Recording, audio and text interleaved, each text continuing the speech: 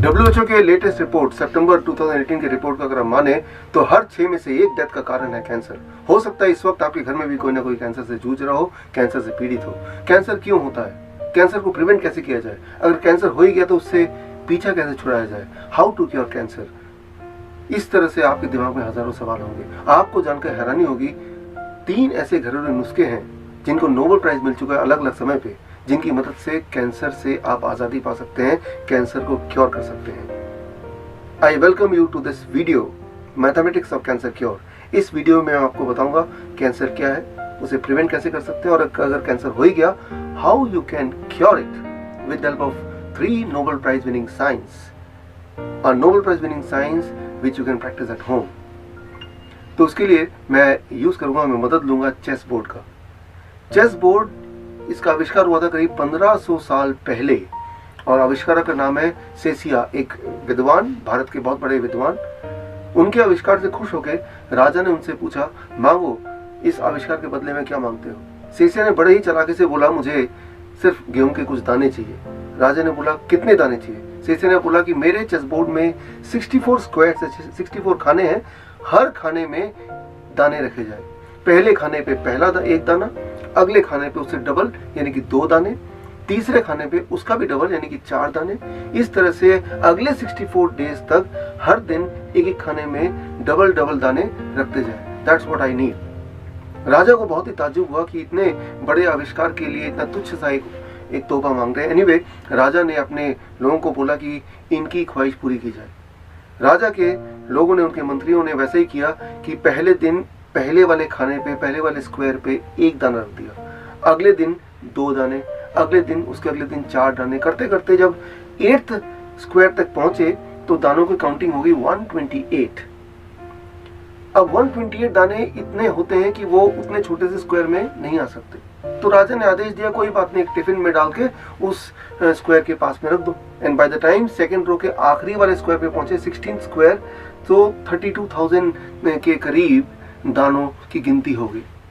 अब 32,000 दाने किसी टिफिन में नहीं आएंगे, तो उसके लिए बोरे का इंतजाम किया गया और बोरे में दाने डालने लगे। अब 3rd रो की बारी आई, और ऐसे करते करते 3rd रो तक पहुंचते पहुंचते काउंटिंग इतनी बढ़ गई कि एक एक स्क्वायर के लिए एक एक ट्रक, उसको ट्रक में दाने रखे गए। अब 4th रो तक आते आते राजा का सारा खजाना खत्म हो गया।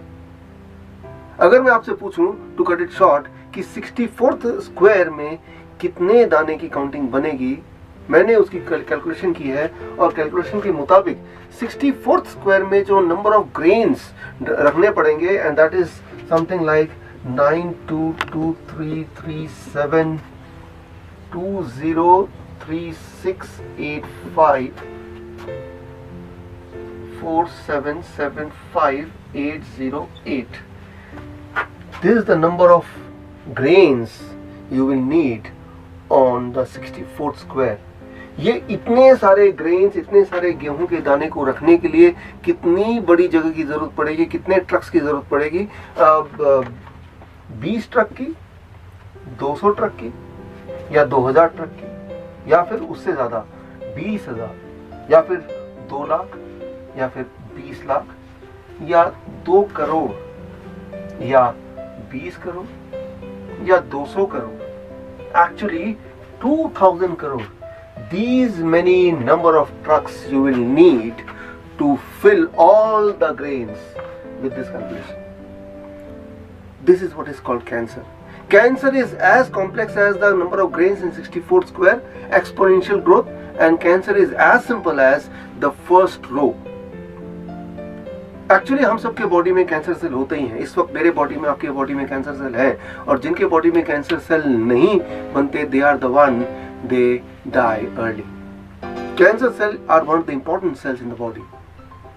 सो कैंसर सेल की ग्रोथ 1 का 2, 2 का 4 एक्सपोनेंशियली होती है, लेकिन bye the time it reaches the 8th square, जब उनकी ग्रोथ इतनी ज्यादा होती है कि उसके लिए, सेल्स के लिए बनी हुई जगह से ज्यादा वो जरूरत पड़ती है जगह की, एट दैट टाइम हमारा बॉडी एक स्पेशल मैकेनिज्म इनिशिएट करता है, that is called autophagy.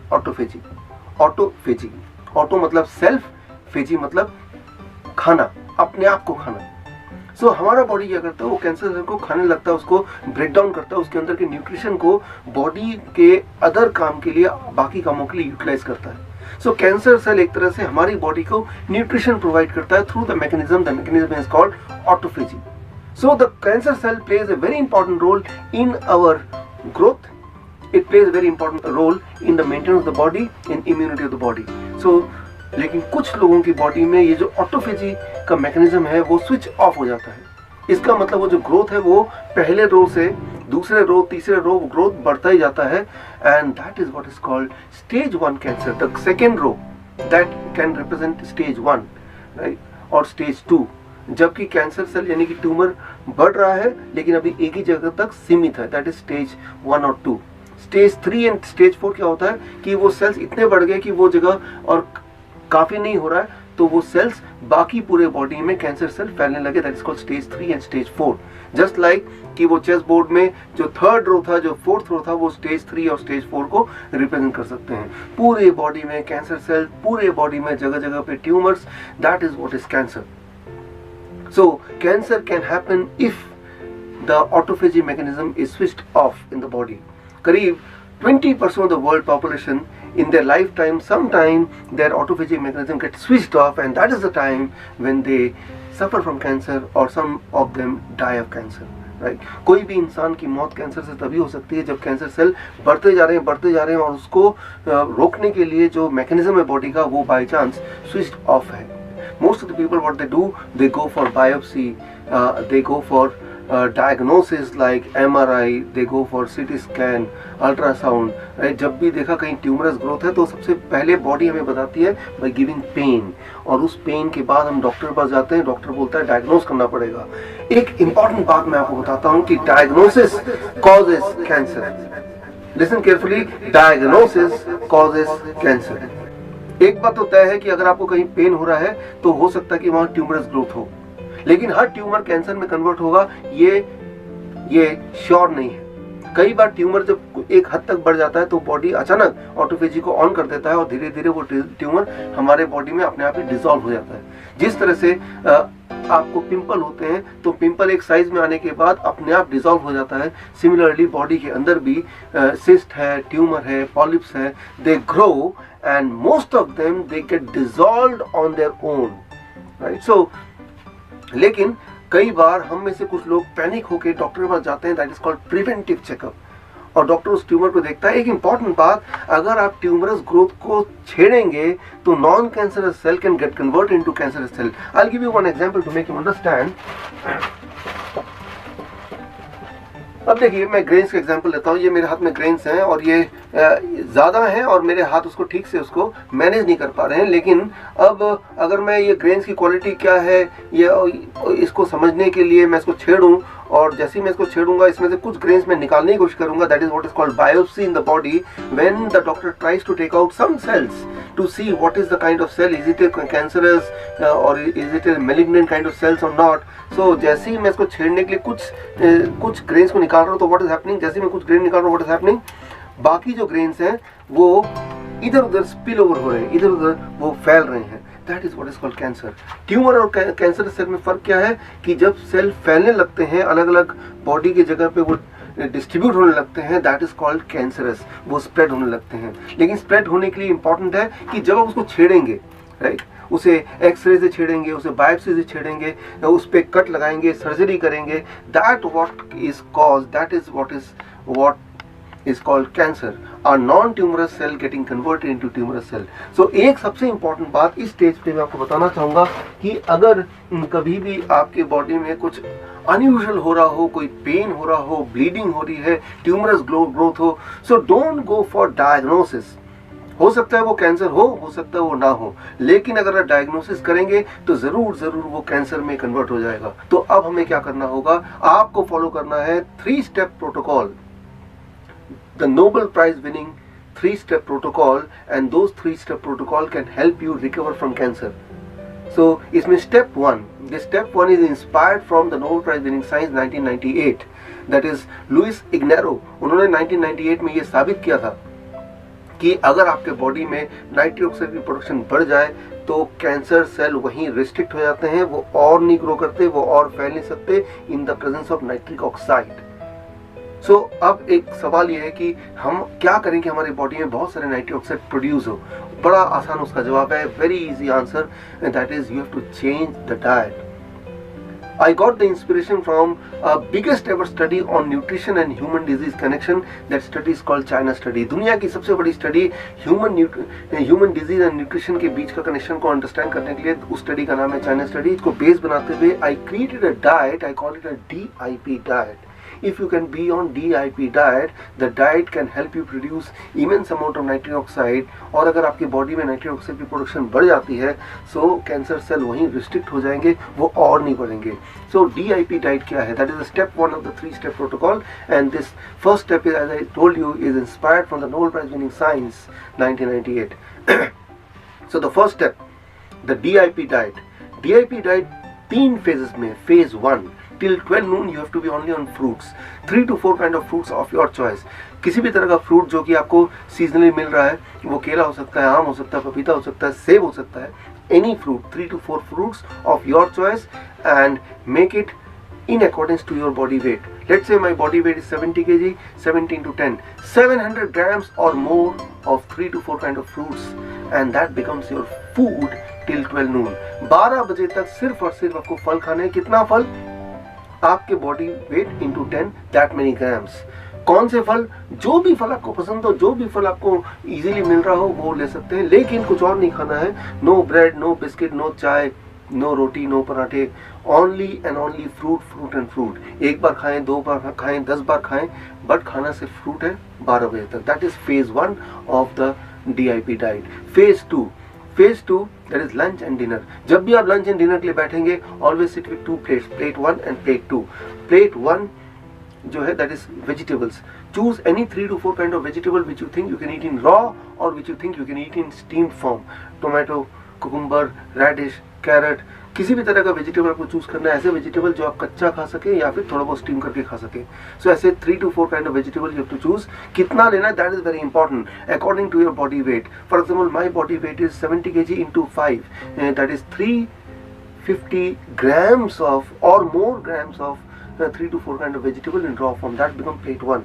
plate 1 खाने के बाद ही you are allowed to have plate 2। plate 2 is your home cooked vegetarian food with less oil and less salt। जितना खाना चाहे उतना खा सकते हैं। That is what is lunch and dinner. जब भी आप लंच और डिनर में बैठेंगे, इसी फॉर्मूले के हिसाब से आपको खाना है। That becomes phase 2 of the 3 phase DIP diet. And phase 3 में मेजरली आपको क्या नहीं खाना उस पर हम ध्यान देंगे। Phase 3 is avoid only 2 kind of food। One is all kind of dairy, animal food and dairy products। I mean even dairy products are animal food। all kind of animal food you have to avoid। no chicken, no fish, no egg and no dairy product। दूध, दही, मक्खन, घी, पनीर बिल्कुल छोड़ना है। and second thing you have to avoid is no packed and processed food, bread, biscuit, namkeen, even no chemical। for example, avoid all kind of medicine including the medicine for cholesterol, medicine for mild headache, इनको avoid करना है। no chemical inside your body। so that is the phase 3 of the 3 phase DIP diet। if you can do it, then the body will start producing good amount of nitric oxide, and that will restrict the further growth of the cancerous tumorous cells। and that is the step 1 of 3 step protocol। step 2 is inspired from the Nobel Prize winning science, that is 1931 by Otto Warburg। Otto Warburg ने 1931 में ये साबित कर दिया था कि oxygen के presence में cancer cell cannot survive। in the presence of oxygen cancer cell dies. जहाँ पे ऑक्सीजन नहीं होगा वहीं पे कैंसर सेल्स हो सकते हैं। कैंसर सेल्स और ऑक्सीजन दोनों एक साथ नहीं रह सकते। बड़ा सिंपल है, आपको कोशिश करनी है कि आपकी बॉडी के अंदर ज़्यादा तक ऑक्सीजन आप भेजें। How you can do it? Very simple. हर दिन रोज 1 घंटा आपको ऐसे एक्सरसाइज करने हैं जहाँ पे ऑक्सीजन इंटेक ज़्यादा हो। जैसे प्राणायाम है जहाँ डीप ब्रीदिंग होती है, मार्शल आर्ट्स ट्रेनिंग है जहाँ ब्रीदिंग पे फोकस किया जाता है, इवन रनिंग है जहाँ ब्रीदिंग डीप होती है। So deep breathing in the presence of sunlight for 1 hour every day can help you get more oxygen even to the extreme corner of the body। and if you can do it, that oxygen will ensure that cancer cell will start getting killed and that is the step 2 of 3 step protocol. ये दूसरा step है of 3 step protocol. Now the step 3, the most important and most interesting, and step 3 is inspired from the Nobel prize winning science 2016। आज से 2 साल पहले Japanese scientist Yoshinori Osumi, उनको Nobel prize मिला था, and the Nobel prize was about autophagy mechanism. Autophagy mechanism switch on कैसे हो सकता है, इस पे उनका काम था, जिस पे नोबेल प्राइज मिला था। ऑटोफेजी आप समझ गए। Autophagy, what is autophagy? कि बॉडी के अंदर जो वेस्ट होता है, the cancer cells are also kind of waste, उस वेस्ट को बॉडी खुद ही रिसाइकिल करती है, अपने काम लगाती है। फॉर एग्जाम्पल, आपके पास ये न्यूज़पेपर है, आप न्यूज़पेपर पढ़ रहे हैं और पढ़ने के बाद ये आपके किसी काम का नहीं है, शाम तक आप क्या करते हैं, इसको फेंकते नहीं हैं, आप इसको रद्दी के रूप में इकट्ठा करते जाते हैं। और जब इकट्ठे करने की जगह और नहीं होती तो उसको बेच देते हैं, इसको सेल आउट कर देते हैं, और जो वो खरीदता है वो इसी अखबार को कन्वर्ट करता है इन सम अदर यूजेस, रीसाइक्लिंग। इसका वो नैपकिन बना देगा, इसका वो पेपर बैग बना देगा, या बहुत सारे और तरह से इसका यूटिलाइज करेगा। That is called recycling. Similarly हमारे बॉडी के अंदर भी रीसाइक्लिंग मैकेनिज्म है जो इनिशिएट होता है जब ऑटोफेजी ऑन होता है, राइट। और ऑटोफेजी ऑफ होने से cancer cell can grow, right. Waste body में ज्यादा ग्रो करते हैं। सो ऑटोफेजी को स्विच ऑन कैसे करना है, that is the basis of the Nobel prize winning science 2016। To switch on the autophagy, that is there are two step mechanism, and that is based on fasting. Every day 12 hour fasting, यानी कि रोज आपको 12 घंटे के लिए खाना, 12 घंटे के लिए बिना खाए रहना है। अगर सुबह 7 बजे आपने खाना शुरू किया तो डिनर 7 PM से पहले ही खत्म हो जाना चाहिए, और 7 PM से लेकर अगले दिन 7 AM तक you should not eat anything. प्यास लगी तो पानी पी सकते हैं, दैट्स ऑल।